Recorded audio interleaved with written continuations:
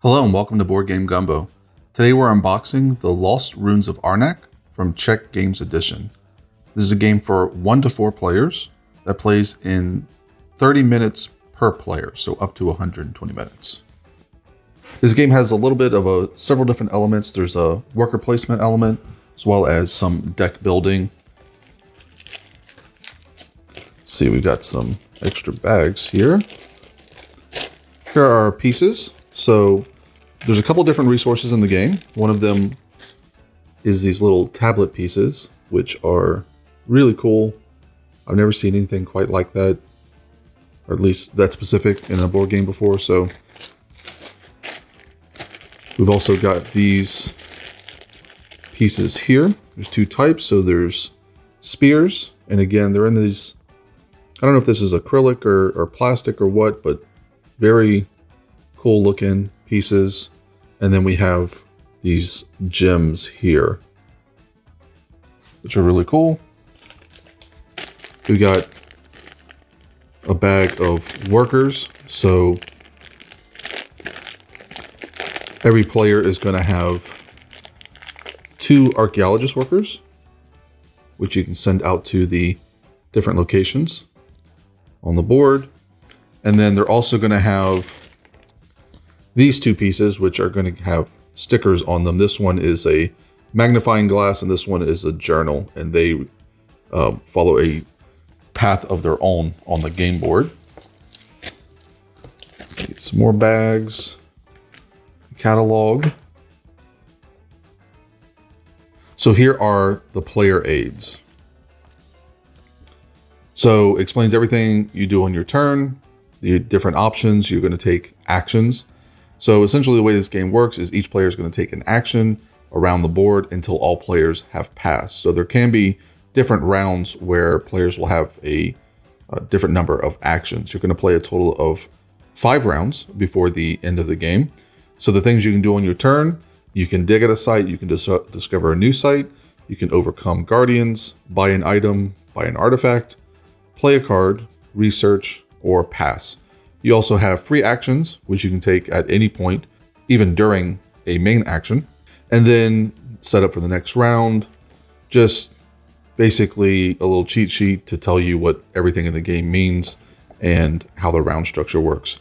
These are okay card stock. They're a little thin, but I like when games have this, especially when they have enough for every player and it has all the information on it. This is very handy. So next we've got a deck of cards here. This is a deck building game, so there are cards you can acquire throughout the course of the game. There's essentially 2 types, although they all share the same back. There are 2 different types of cards. There are supply cards, which cost money, and then there's artifact cards, which require another resource. I believe it's expedition resource. But these are cards which will get added to your deck. And cards have a couple of different effects. So obviously there's a cost to them, and there's victory points. So anything you see in this purple symbol are victory points you score at the end of the game. But they also have a movement value to them. And there's several different types of movement. So this is land travel, this is sea travel, and there's also air travel and foot travel, essentially. So you will be playing these cards sometimes for their effect, which is 1 action you can take on your turn, or you may be using them to go discover a new site, in which case you will need to pay a certain type and number of travel. So here are some more of our supply cards.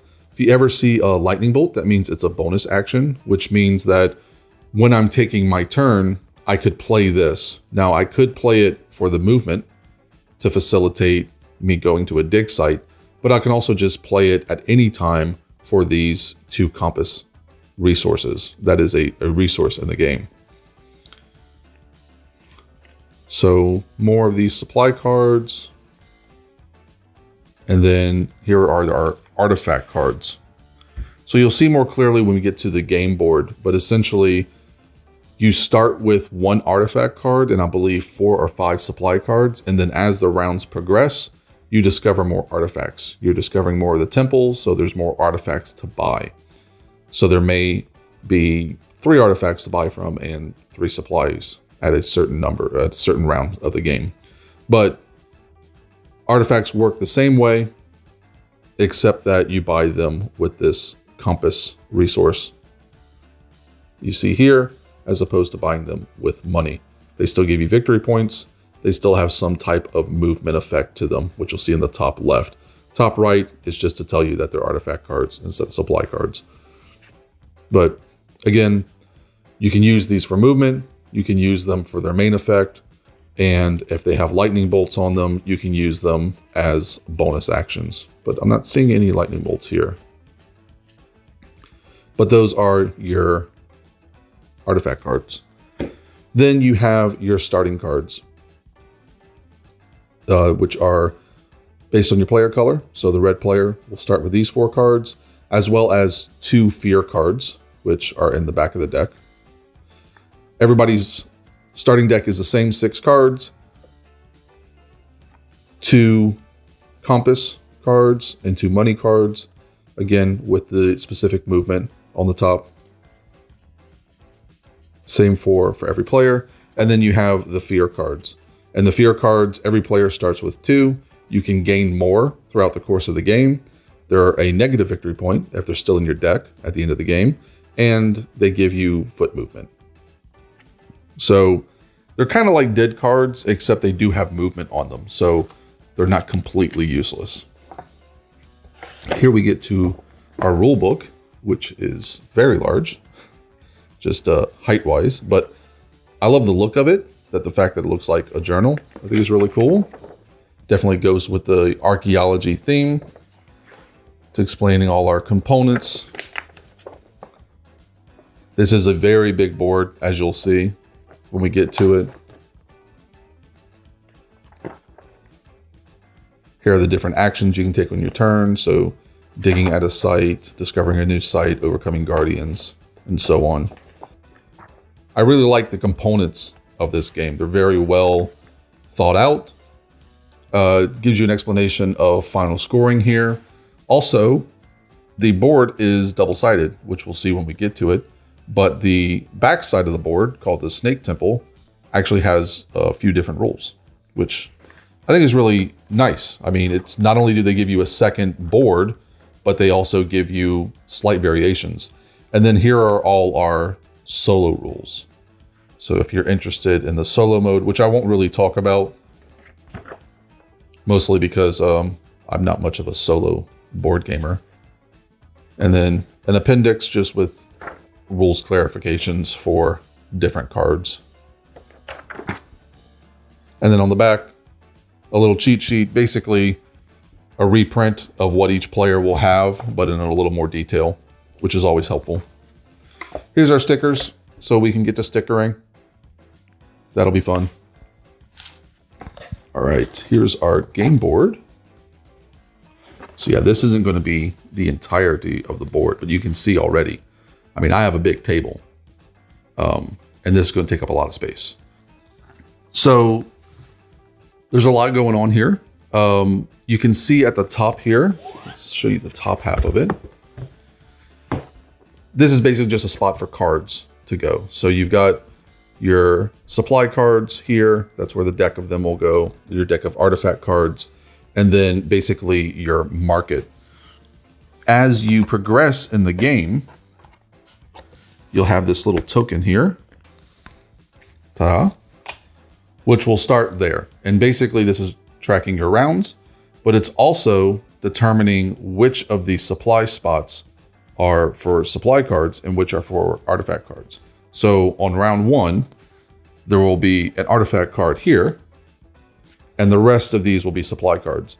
And then as you move up in the rounds, you'll have more artifacts to choose from. And if you ever buy from this board, at the end of your turn, it will refill. So you're not buying everything there. That's not all the spots that are available.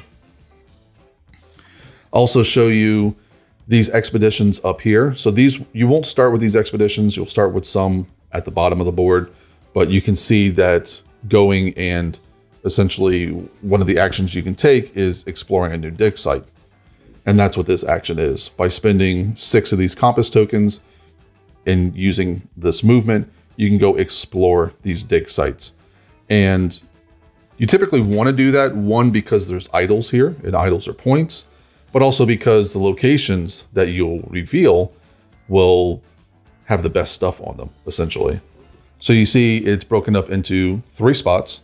This spot down here is where the only locations you'll be able to explore at the very beginning of the game. And then as you take the actions to discover new dig sites, you'll discover 2nd tier ones and then eventually 3rd tier ones. You also have this board over here, which is where your journal and magnifying glass tokens will take effect. So they'll be over here, kind of down here, and they'll move up this board. I'll explain that all a little bit later. Let's get the rest of our components out. So a lot of chipboard left. It seems to be all that's left in here. So let's go ahead and go through all of that. And player boards here, down at the bottom. So we've got some chipboard here. This will be at the bottom. This will basically be the bottom of the board here, like so. And basically this will just tell you, you know, your starting spot for your magnifying glass will go there.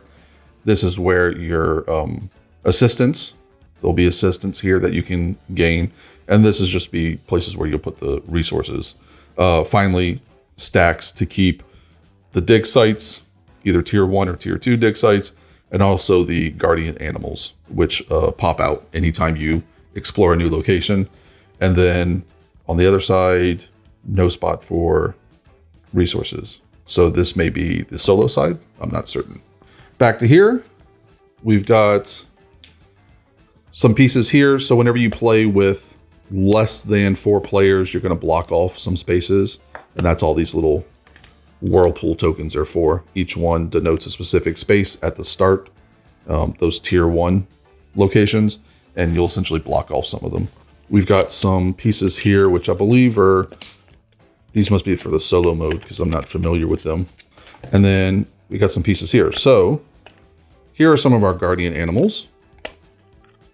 These will just be in a stack face down. They'll all look like this. They are worth 5 points at the end of the game if you can defeat them. When you go to a new dig site, you'll basically pull the top one from the deck and put it on top of that dig site. Now you can still go to that dig site even when the guardian animal is there, but whenever you retrieve your worker or your workers, you gain a fear card for each worker you retrieve where there's still a guardian animal. What it takes to defeat them is listed here, and this is a boon that they give you. So basically, if you defeat this monster or this guardian animal, you're going to take this tile. It's worth 5 points at the end of the game, whether or not you use this boon during the course of the game, but you probably will. And at some point later in the game after you defeated it, you can essentially flip it over for this resource. We've got some tokens here. I believe these are idols. These are little bonus tokens. They're nice. They punch out well. They're good thickness, so nothing to complain about there. We've got more guardian animals. Again, these punch out fine as well. They're interesting looking. They're all sort of, you know, animals, beasts or what have you, but they're all pretty interesting looking. So I like the art. We've got idols here. Idols sometimes are just worth points, but they also can give you resources when you gain them. Sometimes they're face up like this, and when you gain them, they're a resource as well. But sometimes they're face down, and they're just worth the 3 points at the end of the game. But 3 points is still 3 points. More tokens for different resources. So we've got the compass resource, and we've got the money resource. These all just punch out like so. We've got some tiles. These are for this part of the game. They'll be at the top, but basically you can acquire these tiles by moving up this board, and they're worth points. And I believe, again, that these are for the solo mode. So here are some of our assistants. We've got some tokens just to denote resources in case you run out of resources. Some of our assistants that we can acquire throughout the course of the game. Again, lightning bolt denotes bonus actions, so you can take these at any point and you'll just turn them sideways to show that you've used them for that round. You'll get them back at the end of each round, and they'll give you a resource. If you ever upgrade them, which is something you can do, it shows you what their upgraded side does. So if you upgrade this person, you'll flip them over, and now they give you more resources. More of our player boards here. More of our assistants.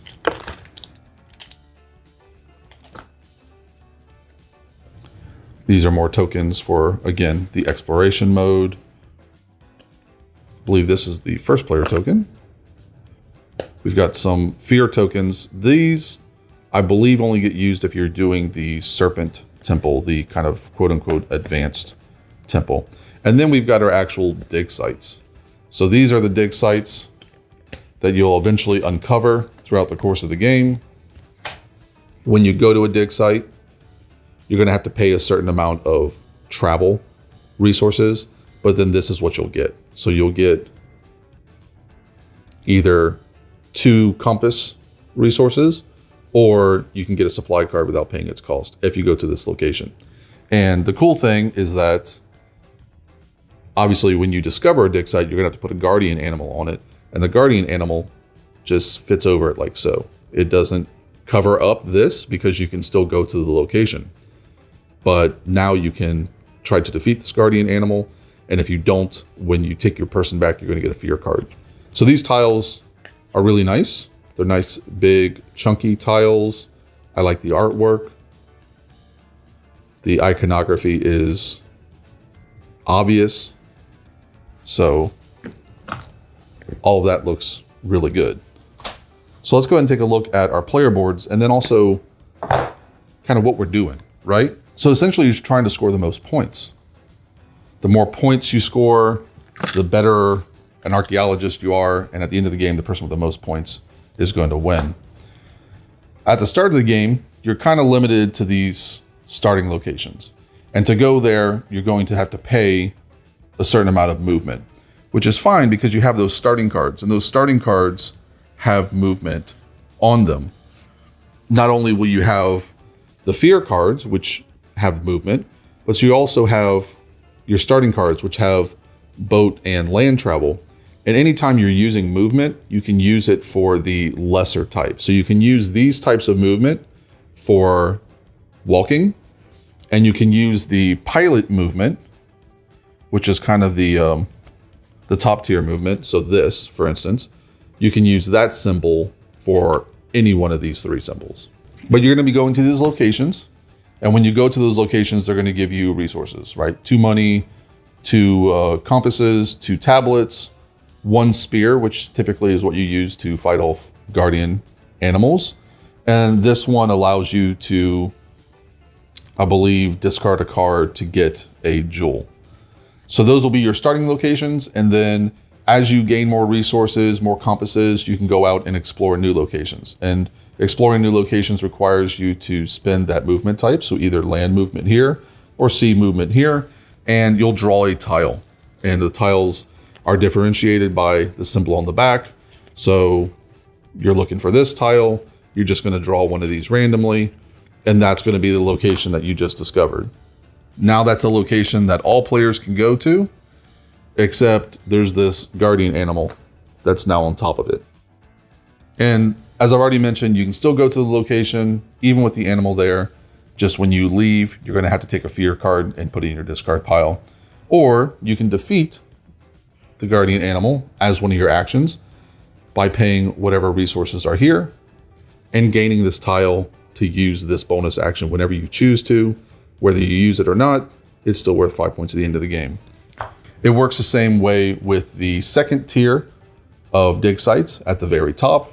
It just takes more compasses to get there and more movement to get there once they've been explored. This section over here you're going to be moving your magnifying glass and your journal up this board. Every time you move to a location, you have to pay that resource. So if you want to move here, you have to pay a gem. Your journal can never move beyond your magnifying glass, but it can move to where your magnifying glass is. So on a later turn, I could move my journal here, but I can't then move my journal ahead of my magnifying glass. Basically, you have to locate something first, and then you can write it down. Whenever you move a piece, you're going to gain what's on the right here. So when I move this here, I gain the gold. When I move my journal here, I'm going to acquire an assistant. And then if I go up here, I'd get a compass and acquire a second assistant. And then go up here, I get another compass, and now I can upgrade an assistant to a gold level, and so on and so forth. When you get to the very top, there's a spot, and you're going to get a number of points based on how quickly you got there. If you're the first person there, you'll get the most points. And then you'll go into this section, which is where these tiles come in. You can acquire these tiles by moving up this pyramid, and there's only a certain number of these tiles available, so they will run out. You're going to play a total of 5 rounds, and at the end of the 5th round, you're going to count up everything in your possession that has points on it. If you've moved up this track over here, that's points. If you've defeated guardian animals, that's points. Cards you acquire, you buy, whether they're supply or artifacts, can be worth points. Finally, your player board, you have spots up here for idols that you acquire throughout the course of the game, and you can put those idols here in order to gain these benefits, one of these benefits. But if you don't put idols there, you'll instead get the points that are listed up here. And then you have spots for your assistants, and then a spot for your deck of cards. And that's it. That's everything you get in Lost Ruins of Arnak from Czech Games Edition.